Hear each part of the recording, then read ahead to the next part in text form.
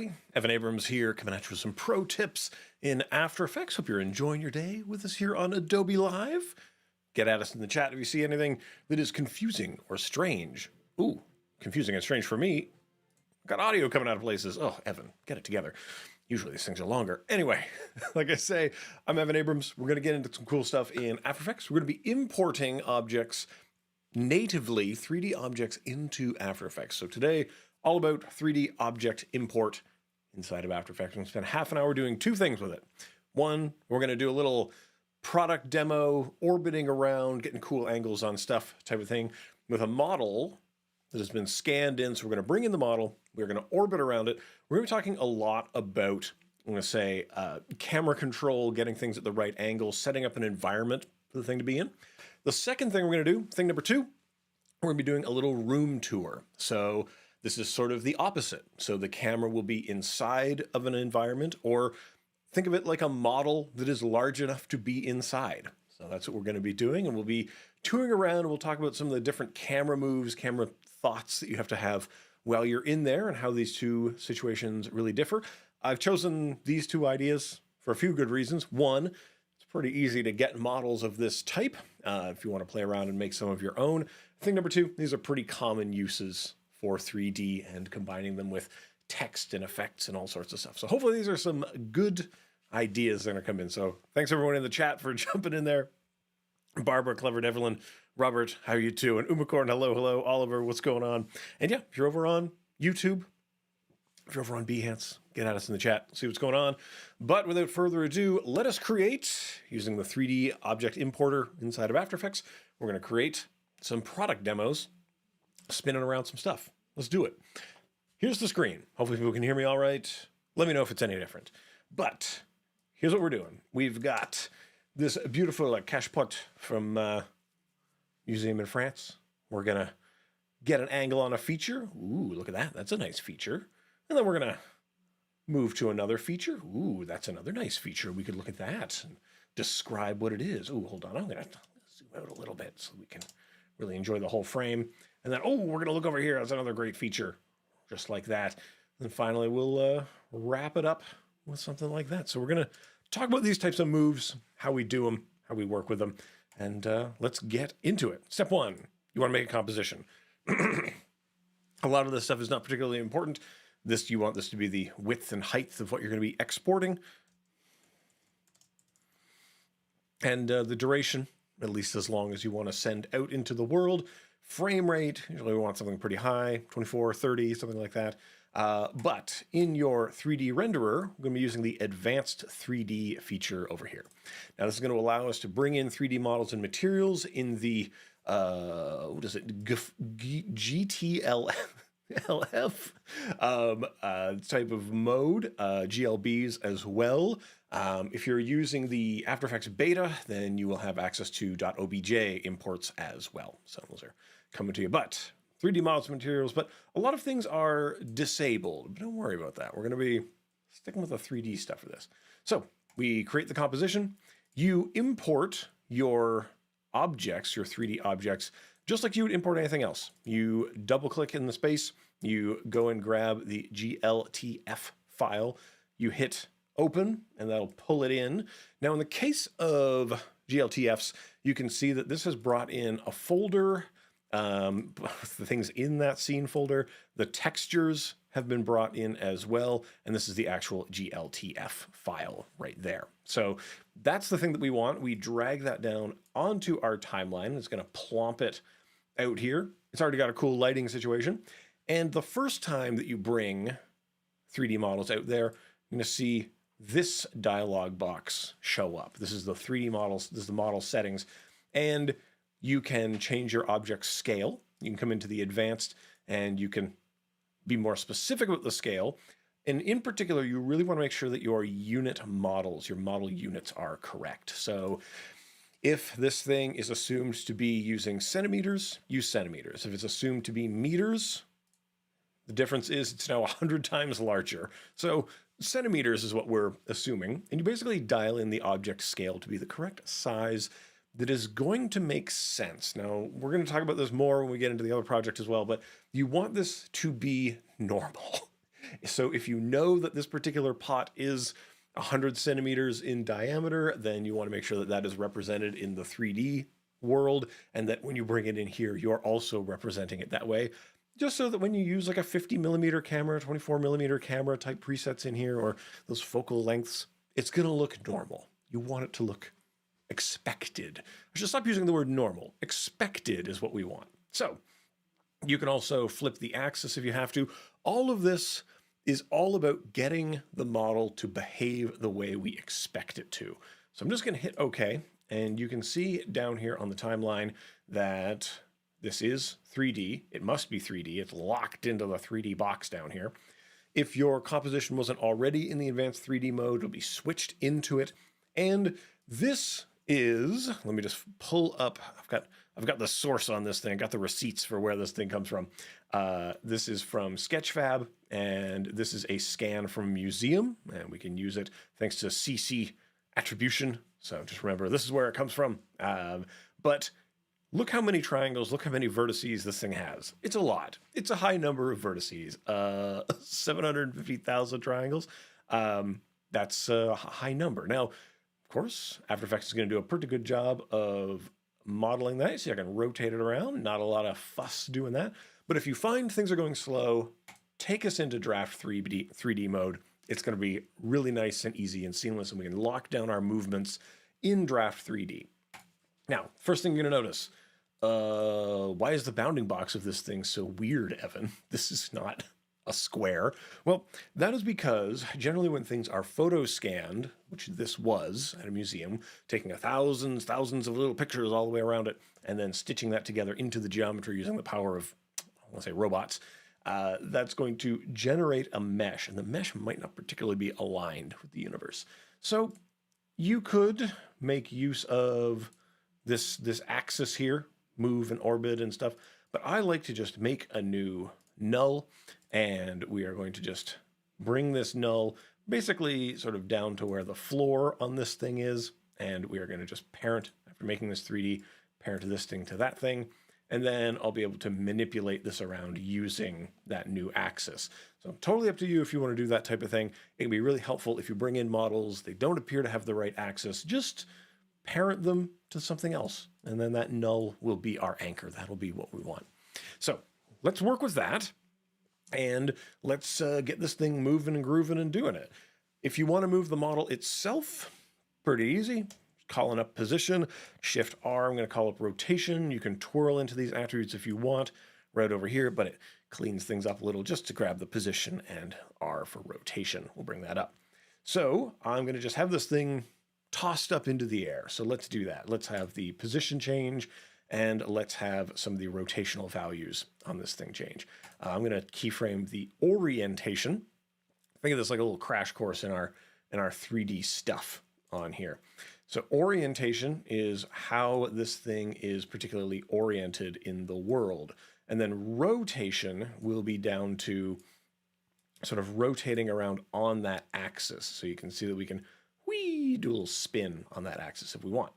So let's see, this is where we want to end up, something like this. I'm just going to drag those keyframes forward a little bit. So let's see, let's take a whole second to toss the cachepot into the air here. So let's go with a little tilt like this, a little spin like that, a little tilt like that, and we'll just move it on down like this, so it's out of frame. And I'm going to turn on our background like that so we can enjoy how this is coming on. And if we press play, oh, that's pretty clunky, right? Not smooth. We want our product demos to be smooth, so people think the products are pretty cool. So we're going to spend a lot of time in our graph editor here. So we are just going to come into here, grab this, hit F9 to ease it, drag those handles like this, and we're going to get a nice toss into frame. Oh, nice. That's good. So if we wanted, say, this thing to gently rotate around, then I would recommend you set a keyframe on, say, the Y rotation, move ahead quite a lot further in time. Just give it a spin. So over this whole time, it's going to be thrown up, but it's going to be constantly spinning at a constant smooth rate. So if that's something you're into, you can do it up like that. And the next thing I want to do is make a new camera. We need a camera through which to observe this object. We're going to go with a one node camera. I'm going to talk about why as we add more of these things, but let's go to a 50mm preset, portraiture style. Hit OK on that. We are now observing the world through that camera, and we can orbit around and look places with that camera. But when you're doing product demos, it's really useful to make a new null object again, make it 3D. We know that this null here and that this other null live at the same place. We can just look at their positions to know that. Parent our camera to that null, and now I can do some pretty nice orbits using the rotation of this. So if I wanted to rotate around this object, I can do it using this particular little handle here. I'm going to kick us into our 4-view setup here. So you can do that right there. And what I'm going to do is I'm going to take our little, we'll say that this is the camera orbit. And after this thing gets tossed up, boom, it's been thrown up into the view. I want to change the position of this, and I want to change the orientation of this thing that the camera is stuck on. I'm going to move ahead a little bit, and let's see. I would like to look at a particular feature. So I'm going to move this in the other views, and you can see that we're moving it up to look at the lip of the thing. And let's see, do I want to orbit anywhere else? No, I think that's fine. And the other thing that we can do is we can change the position of the camera itself. So if we wanted the camera to move closer and further. I'm going to snap us back into one view here. That was really just to show you that indeed we are going to be orbiting around the lip of this thing. And yes, indeed, this does belong in a museum. But check this out. We are going to orbit a little bit like this. I'm just going to go fit like that. And let's push the camera closer to the object like that. And if we wanted to have sort of a different angle on this, then we could sort of angle it over like that. This is going to give us an easier time controlling specifically that type of a zooming movement. And there we go, darken it up in here. If we want this to feel smooth, boing, whoosh, smooth like that, what we really need to do is come in here and we are going to go into our graph editor and we are going to grab this handle, give it a pull like that. Grab this handle, give them a pull like that. So they're really ramping up like that. So maybe you need it to take a little bit longer, but if you're easing into and out of the movement, it's going to feel so much smoother. Another thing that we got to do, we must light the situation in here, right? So that's what I want you to do for the rest of the features. I'm going to just jump us into, we'll say the final version of this, how this came together. So you can really see that it was really all about these changes in camera, moving the thing that we're looking at, and then changing its orientation, and moving the camera relative to that. You see, we slide the camera sideways sometimes to frame this up how we want, but this externalized control is going to give you much smoother movements between different things, right? And choosing, this is what we're going to look at, this is the angle I'm going to take at it, and then I'm going to bump the camera left or right to give myself space for the text to come on, or whatever you're going to be putting on there, right? Now, the other things that I want to show in here is lighting. How do we light this thing? Well, this is lit up using an environmental light. If I turn that off, you can see the lighting looks like that. Turn it on, the lighting looks like this. Let's pay special detail to some of these shinier parts. You can make an environmental light, right-click, new, light. Hold on, I'm just going to delete this light. We'll start it over. New, light. You want to choose environment here. And I've brought the shadow darkness down to 50% just because it doesn't need to be totally blacked out shadows. Just hit OK on that. And we're going to come into here and we're going to say, looking at the light source, well, what source is this even going to have, right? Where is the light going to come from? So right now it's set to default. This is a default lighting environment. I have two beautiful sources that we can enjoy. These are .hdr files. You drag in just like any other footage. Here's a studio with some flowers. Here's a studio with some lights. See a nice soft box over there. And all we do is we say, hey, light, look at one of those. I say, look at the one with the flowers. Oh yeah, we can kind of see that window and the flowers over there. Ooh, okay, we'll switch to the small studio. What do you think about that? Ooh, a little bit darker, a little bit moodier. HDR lighting, huge impact on the scene, minimal effort by me. If the glossy things are not lining up exactly how I want, I come into the transform and I rotate the lights and the scene the lighting universe around this thing. Get it exactly how you want. Now that's pretty much it. The only other detail that you're missing in here is some text. So how do we drop the text onto things? Well, let's pretend I didn't already do that, right? We can animate the text however we want. We have limited time, so we're going to focus on just adding some text. I'm typing out details of the thing out there. Let's make this nice and bright. Let's make it, maybe bigger than we want, like this. And if I just go ahead and make this three-dimensional, that's not where I want it. This is not the place it should go. However, pro tip, I'm going to take this, pick whip it, holding shift, and stick it on the camera object axis. Remember, this is the thing that the camera orbits around. It must look at this. And so since I've held shift when I parented, it is now aligned position and rotation right on top of that. So I can start moving and shifting this thing around, and it'll be relative to that null that it was parented to. I'm going to take that parenting away. You can see that as we move into that, that is exactly where I want it to be. It's way easier to find your bearings when you have nulls out there that are giving you position and rotational information about where you want them to be. And it stops us from causing our text to accidentally intersect with stuff. If it is, just drag it a little bit outside and you're going to be super good. So I hope this gives you the tools to play around and make some product demos of your own. It's a beautiful thing to do. It's a fun thing to do. If you find that the environment around here is not exactly as exciting as you would like, well, I recommend you create a solid. Just any old solid will do. Drop down the CC environment effect on it, and I recommend you create an environment or import one or whatever that's just a little grayscale universe in here. This is just a little bit of our old friend fractal noise bringing this stuff together. Then we come back out here and we point the CC environment to that layer. Would you look at that? It gives us a nice soft gradient, and we look at different parts.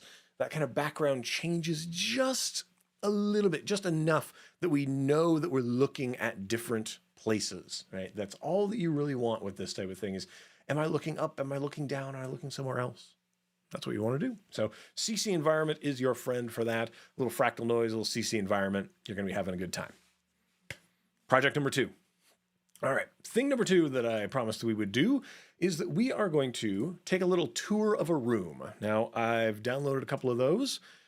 Same source as before. I've downloaded what is this room scan of a historical place. So thank you, Art Fletch, for that. And I've also downloaded a dining room from Christy Sue here. Hopefully I'm pronouncing people's names right. This one is rendered out of a 3D modeling program. This one is scanned by, again, thousands of photos, click, click, click, click, click, all over the place. And I thought it would just give a little bit of a compare and contrast between those. So let's get into my room tour. It's the same thing that you want to do, is you want to come in here, you want to drop in your scene.gltf. I'm going to clear these things out so that we can start from scratch. So let's just go ahead, drop one of those scenes.gltfs in here. Remember, when you import them, the first time you'll likely get a layer model settings dialog, and these are modeled in meters. So I make sure I say, yes, it's meters. Okay, so we're going to do that.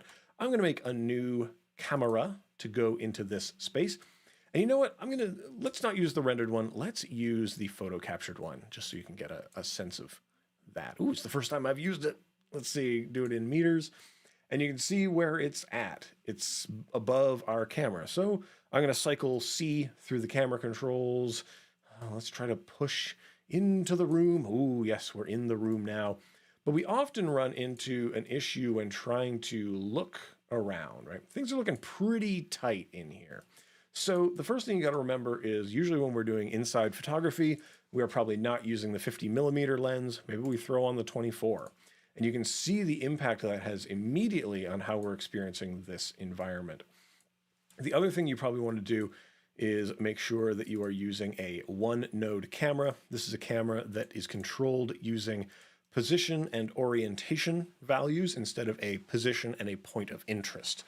It's a little bit difficult if we snap this into our 4 views to actually kind of see what's going on with these views, right? Because they're going to get blocked by the model itself, right? So we really have to kind of navigate from the inside. We have to look from the inside of this thing. Now, what we're going to do is we are simply going to use our camera to push ourselves around the room. So we're going to come in here, use that position and rotation. And let's say we want to look at, I don't know, let's say we're gonna just move ahead a little bit. Let's go turning down. Let's turn over. Let's move ourselves like forward and up and over, keeping in mind that our axes, right, are gonna shift and change a little bit. So you want to be making little micro adjustments. And let's say we're gonna come and look at this corner. So we're going from here. This is like an old adventure game that we're gonna be looking over here in the corner like that. Let's go ahead and ease, whoosh, that type of thing. We want to grab those keyframes, come into the graph editor, make sure that you are giving those handles a pull like this, and we'll see how we like that type of a movement. Usually eased at the edges, peaked in the middle, so we get this nice kind of snap. And you're probably wondering, Evan, we don't have any, you didn't put any nulls out in the world. How am I supposed to know where the text is going to go? I want to make a cool text out there that says niche for swooning.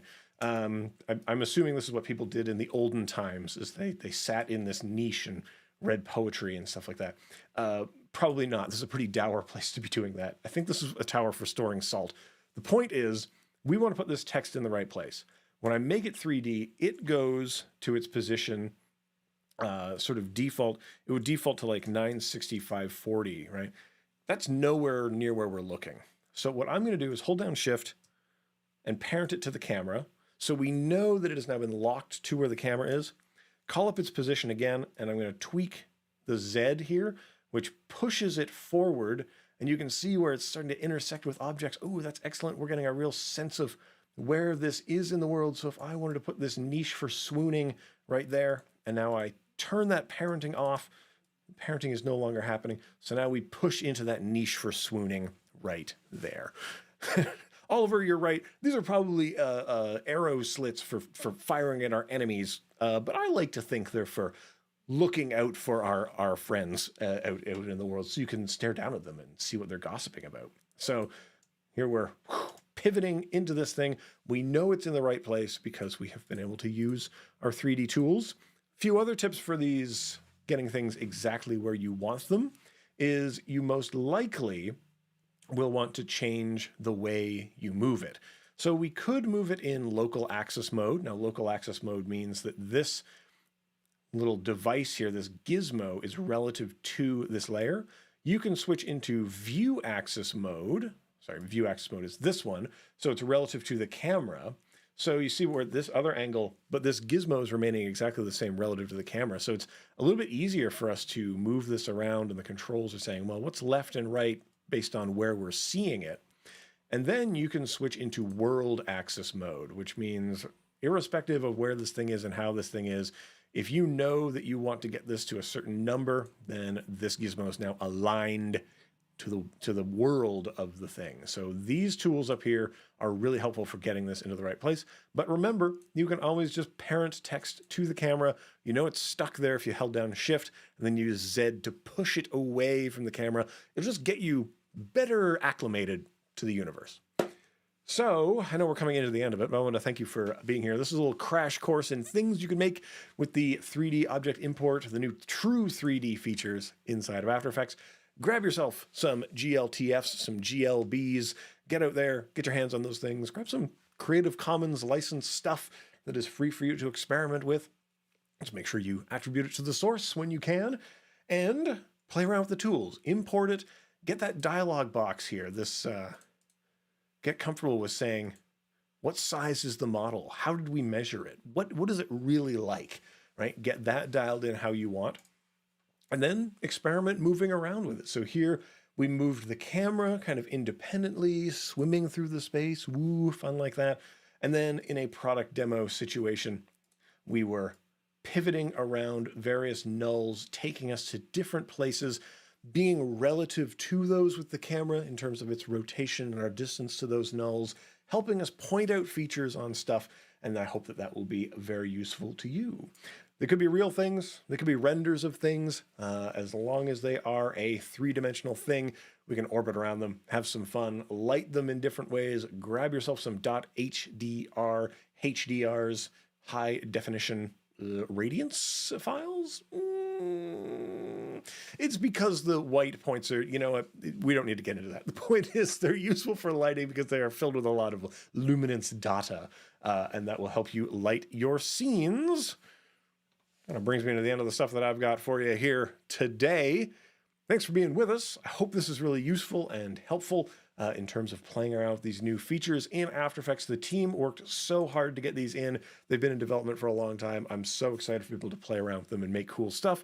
So hopefully you enjoy them. I hope you're having fun doing things. We've got a rich full day of stuff here on Adobe Live, so stick with us. Many, many great things going on here. So the schedule, we've got some film editing coming up. We've got some more things in Premiere. Oh, you're going to love it. It's going to be a great day. Anyway, I'm Evan Abrams. Thanks for being with me. Have a great day. Stay creative. Be kind to each other. And I'll see you all around the internet. That's pretty much it. I think that's my time. Bye for now.